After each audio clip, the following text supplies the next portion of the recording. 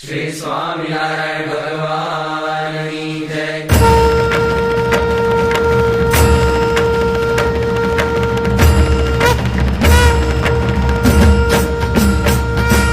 जय सद्गुरु स्वामी प्रभु, जय सद्गुरु स्वामी, सहजानंद दयाळु, सहजानंद दयाळु, बलवंत बहुनामी। जय सद्गुरु स्वामी, चरण सरोज तमारा वंदो कर जोड़ी, प्रभु वंदो कर जोड़ी। चरणे चित दयाची, चरणे चित दयाची, दुखना क्या जोड़ी। जय सद्गुरु स्वामी, नारायण सुखदाता द्विज कुल तनुधारी, प्रभु द्विज कुल तनुधारी। पामर पतित उद्धार्य, पामर पतित उद्धार्य, अगणित नर नारी। जय सद्गुरु स्वामी, नित्य नित्य नौतम लीला करता अविनाशी, प्रभु करता अविनाशी। 68 तीरथ चरणे, 68 तीरथ चरणे, कोटि गया काशी। जय सद्गुरु स्वामी, पुरुषोत्तम प्रगटनु जे दर्शन करशे, प्रभु जे दर्शन करशे। काळ कर्म की छूटी, काळ कर्म की छूटी, कुटुंब सहित करशे। जय सद्गुरु स्वामी, आवसर करुणानिधि, करुणा बहु कीधी, फले करुणा बहु कीधी।